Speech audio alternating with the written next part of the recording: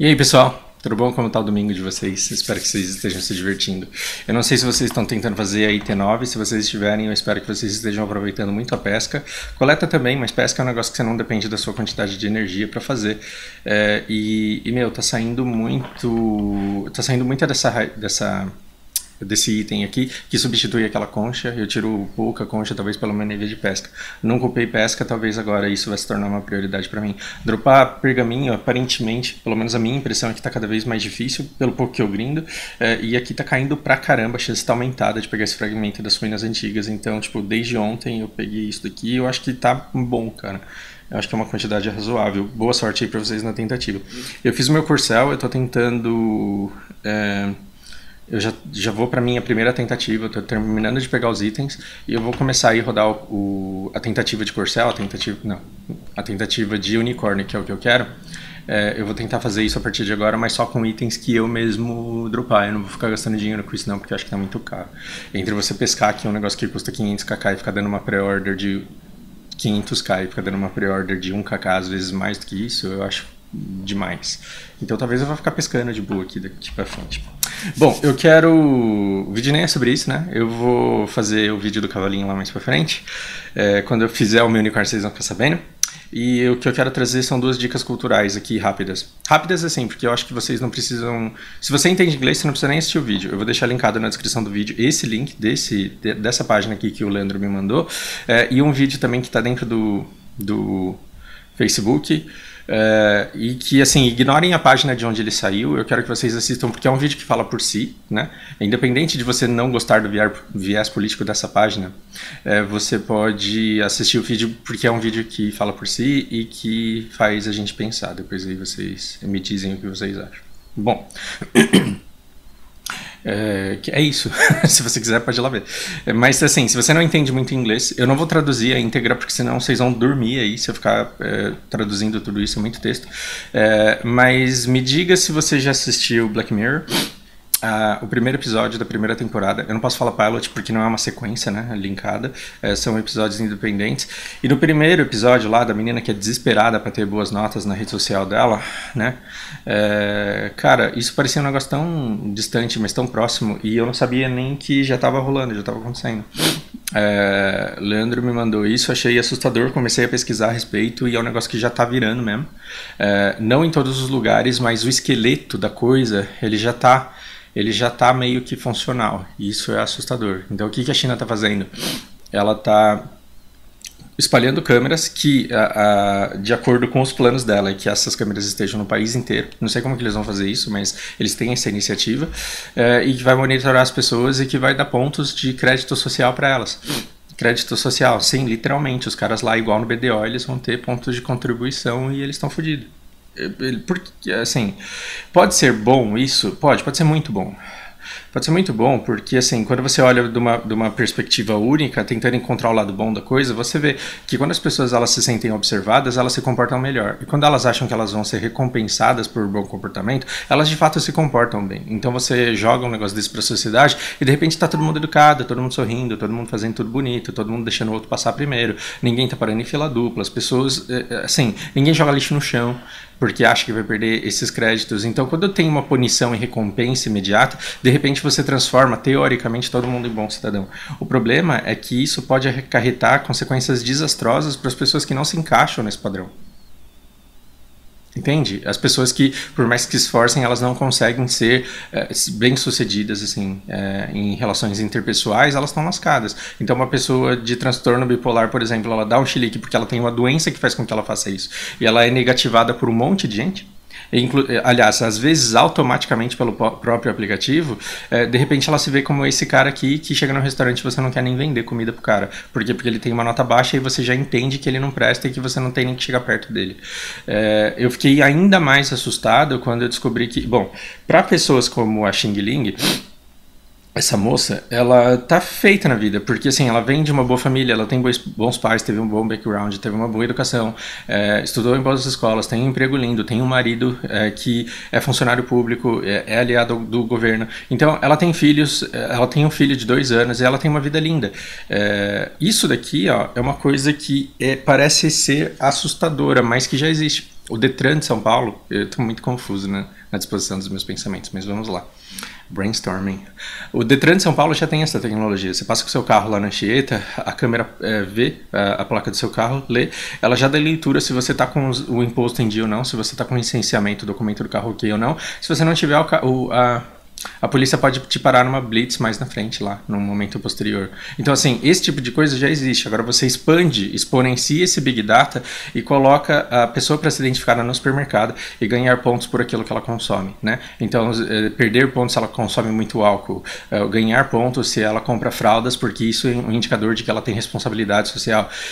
É assustador, porque você começa a ser julgado e pontuado por coisas que não deveriam. Você deveria ter direito ao anonimato.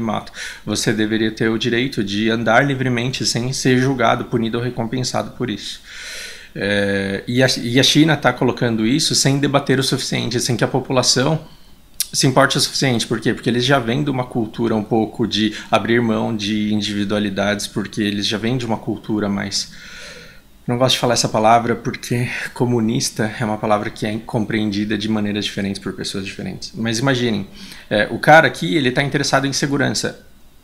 Segurança pra gente é uma das gritantes prioridades que a gente tem. É uma das prioridades mais gritantes que a gente tem hoje no Brasil.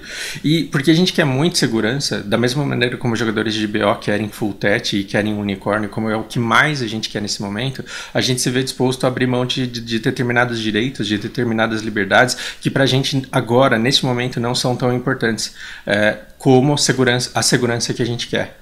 Mas depois que a gente passar o set full tech e tiver unicórnio, depois que a gente tiver segurança, depois que a gente não tiver mais essa violência toda, será que a nossa liberdade individual ela nos faria falta?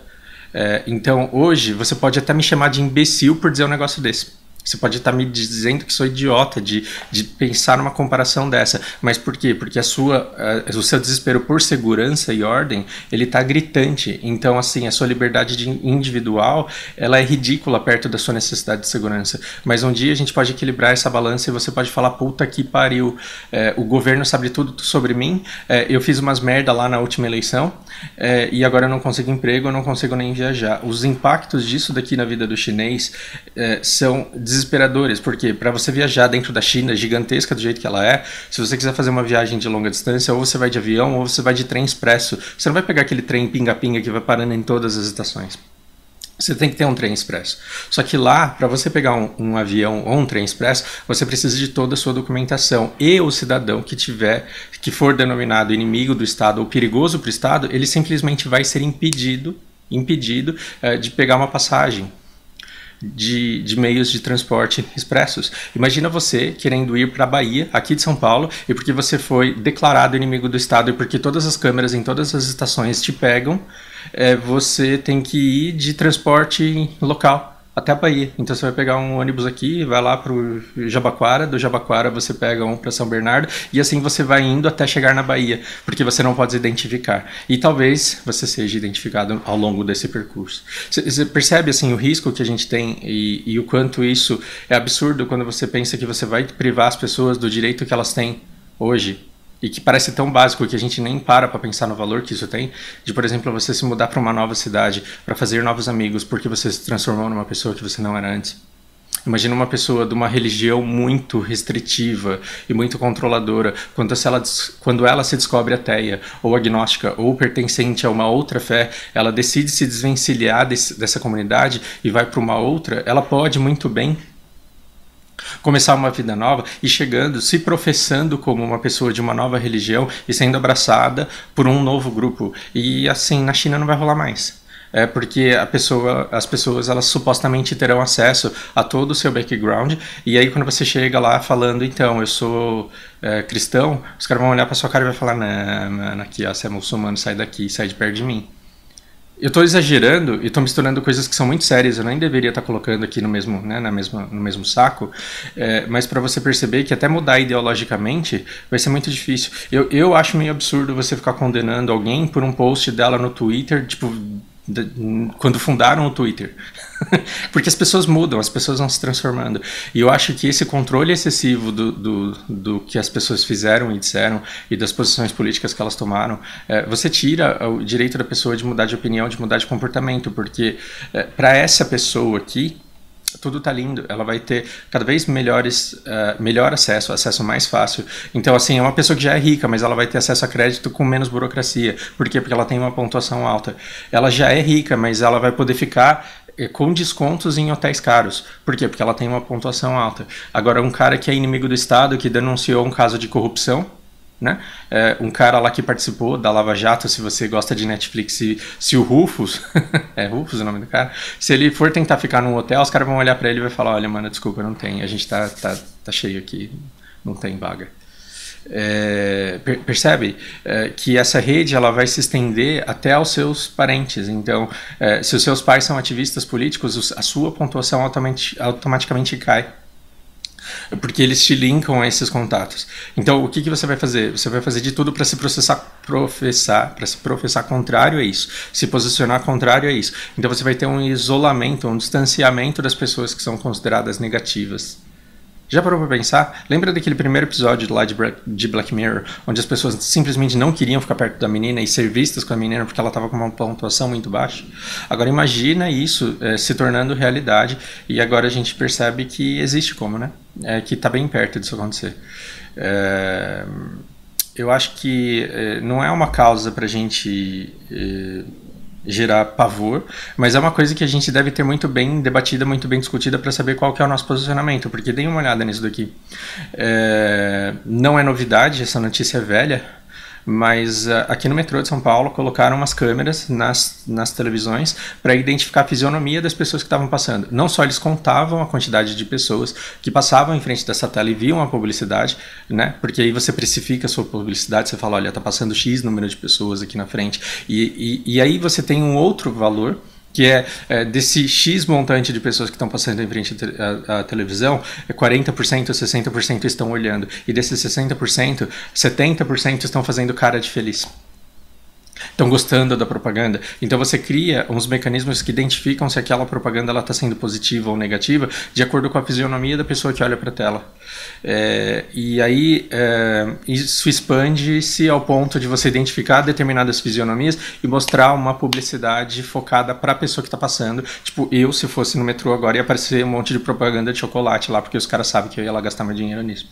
Estou exagerando, mas entende? Então a gente já teve liminares meio que criminalizando isso, né? Então ordenou-se que esse uso não fosse feito. Então a Justiça e o Ministério Público eles exigiram que o direito do consumidor ele fosse e a privacidade das pessoas ela fosse preservada nesse sentido. Agora a gente não sabe se de fato essa lei ela está sendo cumprida ou não, né? Agora imagina se você que já fica desesperado porque você leva um ban indevido da Red Fox por falta de competência deles, de repente leva um ban da internet porque você foi considerado inimigo do Estado por alguma coisa que você postou ou fez. Parece um caso extremo, mas ele é perfeitamente factível, né? É uma coisa que simplesmente pode acontecer, e depois que você for declarado inimigo do Estado, como é que você prova o contrário? E aí isso é bem complicado, porque assim, é um mecanismo sutil de grande controle de massa, porque as pessoas elas simplesmente não vão querer se rebelar contra o que está sendo dito, contra o que está sendo feito. E se você acha que não, que isso jamais aconteceria, você olha na Coreia do Norte e você vê as pessoas extremamente infantilizadas no sentido de se posicionarem em relação às coisas, de tanto medo que elas têm de contrariar o Estado. Então, assim, as pessoas acabam abrindo mão da individualidade porque elas querem uma nota boa para elas ficarem verde a hora que a câmera pega ela lá no meio da rua. Já parou para pensar? Enquanto a gente tiver com essa cor aqui, esse sistema pra gente é ótimo, mas a hora que a gente tiver com essa cor, né, aqui, talvez não. Não venha com piadinha de vermelho, PT, né? Mas percebe que a hora que você for identificado como negativo, o negócio começa a pegar para você, e talvez você se veja numa posição social em que ninguém se apresenta disposto a te resgatar, e que você não encontra mecanismos, meios, maneiras também de sair da situação em que você se encontra. E será que a gente precisa mesmo desse dessa quantidade toda de controle em cima do que a gente faz e fala e pensa e compra. O Big Data já é assustador por si, só que a gente acha confortável. Pô, é legal você entrar na internet e ver um anúncio específico que mostra aquilo que você está querendo comprar. Isso é legal, eu gosto. Eu gosto quando eu entro no site e vejo uma coisa que eu queria comprar mesmo.